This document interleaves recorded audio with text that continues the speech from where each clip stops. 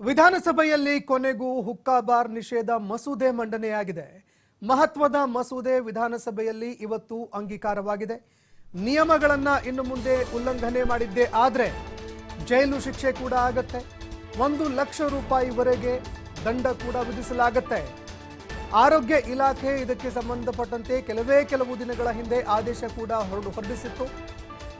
ಇದಾದ ಬಳಿಕ ವಿಧಾನಸಭೆಯಲ್ಲಿ ಮಸೂದೆ ಅಂಗೀಕಾರವಾಗಿದೆ. ಸಾರ್ವಜನಿಕ ಸ್ಥಳಗಳಲ್ಲಿ ಸಿಗರೇಟು ಸೇದಿದ್ರೆ ದಂಡ ಪ್ರಮಾಣವನ್ನು ಕೂಡ ಹೆಚ್ಚಳ ಮಾಡಲಾಗಿದೆ. 200 ರೂಪಾಯಿ ಇದ್ದಂತಹ ದಂಡದ ಮೊತ್ತ 1000 ರೂಪಾಯಿಗೆ ಏರಿಕೆಯಾಗಿದೆ. ಅನಧಿಕೃತ ಹುಕ್ಕಾ ಬಾರ್ ನಡೆಸಿದ್ದೇ ಆದರೆ 1 ರಿಂದ 3 ವರ್ಷದವರೆಗೆ ಶಿಕ್ಷೆ ಕೂಡ ಆಗುತ್ತೆ. 1 ರಿಂದ 3 ವರ್ಷಗಳವರೆಗೆ ಜೈಲು ಶಿಕ್ಷೆ ಕೂಡ ಆಗುತ್ತೆ.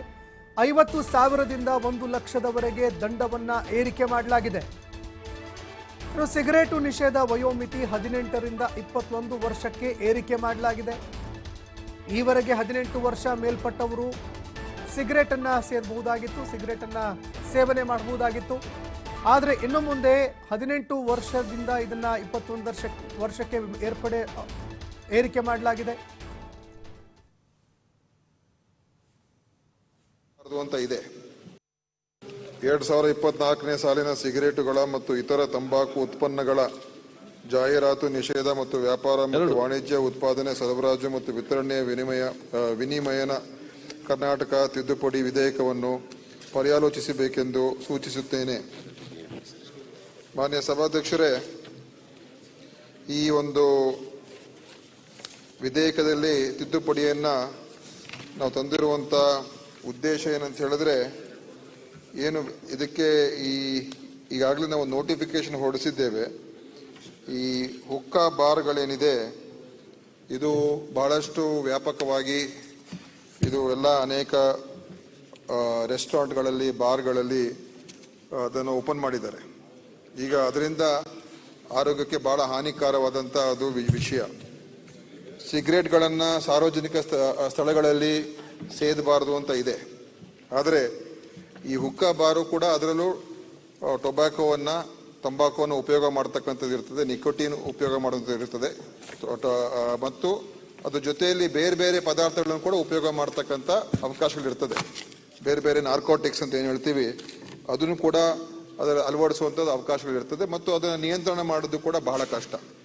ಸೊ ಅನೇಕ ಬಾರ್ಗಳಲ್ಲಿ ಮತ್ತು ರೆಸ್ಟೋರೆಂಟ್ಗಳಲ್ಲಿ ಈ ಹುಕ್ಕಾ ಬಾರ್ಗಳು ಓಪನ್ ಮಾಡಿದ್ದಾರೆ.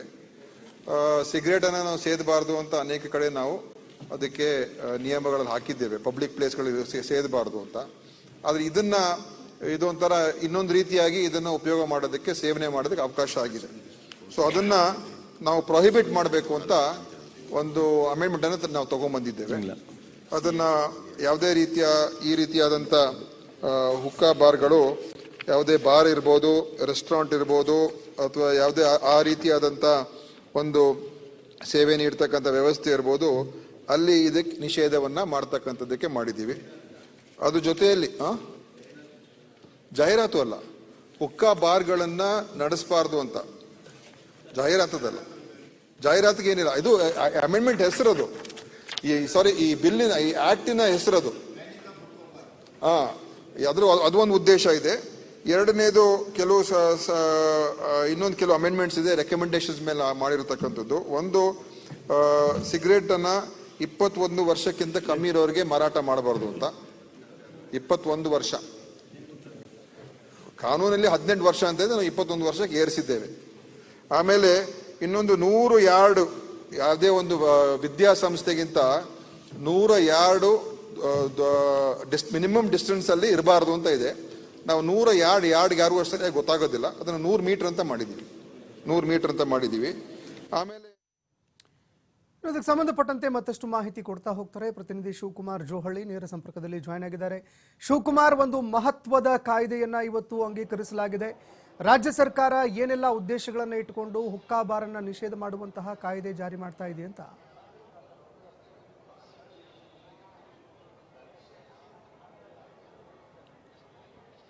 ಸಂತೋಷ್, ಇವತ್ತು ಸಿಗರೇಟು ಸೇವನೆ ಹಾಗೆ ಜಾಹೀರಾತು ಮತ್ತೆ ವಾಣಿಜ್ಯ ಬಳಕೆ ತಿದ್ದುಪಡಿ ವಿಧೇಯಕವನ್ನ ವಿಧಾನಸಭೆಯಲ್ಲಿ ಅಂಗೀಕರಿಸಲಾಗಿದೆ.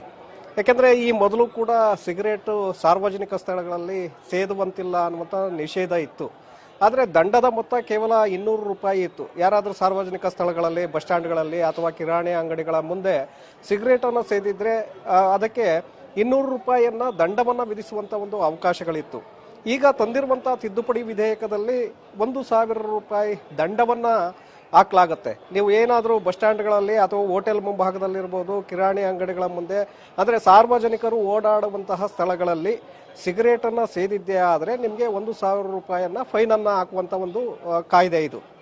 ಸೊ ಇದಕ್ಕೆ ವಿಧಾನಸಭೆಯಲ್ಲಿ ಎಲ್ಲರ ಒಪ್ಪಿಗೆ ಸಿಕ್ಕಿದೆ. ಜೊತೆಗೆ ಈ ಹಿಂದೆ ಈ ಸಿಗರೇಟು ಸೇವನೆಯನ್ನ ಮಾಡಬೇಕಾದ್ರೆ 18 ವರ್ಷದ ಒಳಗೆ ಇರುವಂತವ್ರಿಗೆ ಸಿಗರೇಟನ್ನು ಸೇದೋದಕ್ಕೆ ಅವಕಾಶಗಳಿರಲಿಲ್ಲ. 18 ವರ್ಷ ಮೇಲ್ಪಟ್ಟಂತವರು ಸಿಗರೇಟನ್ನು ಸೇದೋದಕ್ಕೆ, ಅದು ಸಾರ್ವಜನಿಕ ಸ್ಥಳಗಳಲ್ಲ, ಬೇರೆ ಕಡೆಗಳಲ್ಲಿ ಸಿಗರೇಟನ್ನು ಸೇದೋದಕ್ಕೆ ಅವಕಾಶಗಳಿತ್ತು ತೆರೆಮರೆಯಲ್ಲಿ. ಸೊ ಈಗ ಆ ಒಂದು ಒಂದು ವಯೋಮಿತಿಯನ್ನ ಈಗ ಹೆಚ್ಚಳ ಮಾಡಲಾಗಿದೆ, 21 ವರ್ಷ ಏರಿಕೆ ಮಾಡಲಾಗಿದೆ. ಅಲ್ಲಿಗೆ ನೀವು 18 ವರ್ಷ, 19, 20 ವರ್ಷ ಯಾರು ಇರ್ತಾರೆ ಒಳಗಡೆ ಇರುವಂತವ್ರು ಯಾರು ಕೂಡ ಸಿಗರೇಟನ್ನು ಸೇದುವಂತಿಲ್ಲ. ಅಕ್ರಮ ಇಲ್ಲ, ನೀವು ಕೇವಲ ಸಾರ್ವಜನಿಕ ಸ್ಥಳಗಳಲ್ಲ ಅಷ್ಟೇ ಅಲ್ಲ, ಬೇರೆ ಕಡೆಗಳಲ್ಲಿ ಸೇದಿದ್ದು ಗಮನಕ್ಕೆ ಬಂದಿದ್ರು ಕೂಡ ಅವರ ಮೇಲೆ 1,000 ರೂಪಾಯಿ ದಂಡವನ್ನ ಹಾಕುವಂತ ಒಂದು ಅವಕಾಶವನ್ನ ಈ ವಿಧೇಯಕದಲ್ಲಿ ಮಂಡಿಸಲಾಗಿದೆ, ಅಂದ್ರೆ ಅಂಗೀಕರಿಸಲಾಗಿದೆ. ಸೊ ಹಾಗಾಗಿ ಸಿಗರೇಟನ್ನು ಸೇದುವಂಥವರು ಬಹಳ ಜಾಗರೂಕತೆಯಿಂದ ನೋಡ್ಕೊಂಡು ಸೇದಬೇಕಾಗತ್ತೆ. ಎಲ್ಲಾದರೂ ಅಂಗಡಿ ಮುಂಗಟ್ಟು, ಹೋಟೆಲ್ಲು, ಸಾರ್ವಜನಿಕ ಸ್ಥಳಗಳಲ್ಲಿ ಸೇದಿದ್ದೇ ಆದರೆ ಫೈನನ್ನು ಕಟ್ಟೋದಕ್ಕೆ ಜೇಬನ್ನು ಭರ್ತಿ ಮಾಡ್ಕೊಂಡಿರ್ಬೇಕಾಗತ್ತೆ. ಮತ್ತೊಂದು ಕಡೆ ಹುಕ್ಕಾ ಬಾರ್ಗಳನ್ನು ನಿಷೇಧ ಕಾಯ್ದೆಯನ್ನು ಕೂಡ ಈಗ ಅಂಗೀಕರಿಸಲಾಗಿದೆ. ಅಂದರೆ ಇದೇ ವಾಣಿಜ್ಯ ಬಳಕೆ, ಧೂಮಪಾನ ವಾಣಿಜ್ಯ ಬಳಕೆ ವಿಧೇಯಕ ಏನಿದೆ, ಇದರಲ್ಲೇ ಹುಕ್ಕಾ ಬಾರ್ಗಳನ್ನು ಲಾಗಿದೆ. ನೀವು ನಗರ ವ್ಯಾಪ್ತಿಯಲ್ಲಿ, ಅದರಲ್ಲೂ ಹೆಚ್ಚಾಗಿ ಬೆಂಗಳೂರಿನಲ್ಲಿ ನಾಯಿ ಕೊಡೆಗಳಂತೆ ಎಲ್ಲ ಕಡೆಗಳಲ್ಲೂ ಕೂಡ ರೆಸ್ಟೋರೆಂಟ್ಗಳಿರ್ಬೋದು, ಬಾರ್ಗಳಲ್ಲಿರ್ಬೋದು, ಎಲ್ಲ ಕಡೆಗಳಲ್ಲೂ ಕೂಡ ಹುಕ್ಕಾ ಬಾರ್ಗಳನ್ನು ಪ್ರಾರಂಭ ಮಾಡಿದ್ರು. ಸೊ ಇದರಿಂದ ಏನಾಗ್ತಾ ಇತ್ತು ಅಂದ್ರೆ ಯುವ ಸಮೂಹ ಹೆಚ್ಚಿನದಾಗಿ ಅದಕ್ಕೆ ಹೋಗ್ತಾ ಇತ್ತು, ಅವರ ಭೇಟಿ ಕೊಡ್ತಾ ಇದ್ರು, ಹುಕ್ಕಾ ಸೇದ್ತಾ ಇದ್ರು. ಇದರಿಂದ ಅವರ ದೇಹದ ಮೇಲೆ ಸಾಕಷ್ಟು ಅನಾರೋಗ್ಯ ಪರಿಣಾಮಗಳು ಕಂಡು ಬರ್ತವೆ ಅನ್ನುವಂಥ ನಿಟ್ಟಿನಲ್ಲಿ ಬೆಳಗಾವಿ ಅಧಿವೇಶನದಲ್ಲೂ ಕೂಡ ಇದರ ಬಗ್ಗೆ ಚರ್ಚೆಗಳಾಗಿತ್ತು. ಈಗ ಅಂತಿಮವಾಗಿ ಈ ವಿಧೇಯಕದ ಮೂಲಕ ಅದಕ್ಕೆ ಕಡಿವಾಣವನ್ನು ಹಾಕುವಂತ ಒಂದು ನಿರ್ಧಾರವನ್ನು ಇವತ್ತು ತೆಗೆದುಕೊಳ್ಳಲಾಗಿದೆ. ಹಾಗಾಗಿ ಇನ್ಮೇಲೆ ಯಾರೂ ಕೂಡ ಹುಕ್ಕಾ ಬಾರ್ಗಳನ್ನು ಅನಧಿಕೃತವಾಗಿ ಪ್ರಾರಂಭ ಮಾಡೋದಿಲ್ಲ. ಒಂದು ವೇಳೆ ಏನಾದರೂ ಅವರು ಪ್ರಾರಂಭ ಮಾಡಿದ್ದೇ ಆದರೆ 1 ರಿಂದ 3 ವರ್ಷಗಳವರೆಗೆ ಅವರು ಜೈಲು ಶಿಕ್ಷೆಯನ್ನ ಕೊಡಲಾಗಿದೆ.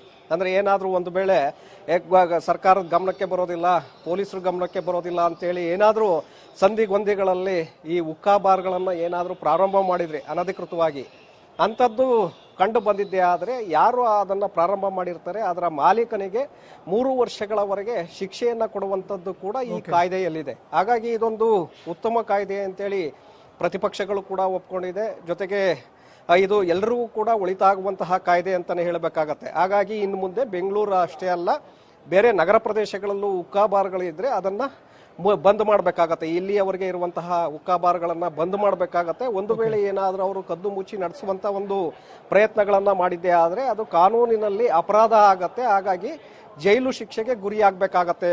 ಸಂತೋಷ್, ಧನ್ಯವಾದಗಳು ಶಿವಕುಮಾರ್ ನಿಮ್ಮೆಲ್ಲ ಮಾಹಿತಿಗೆ.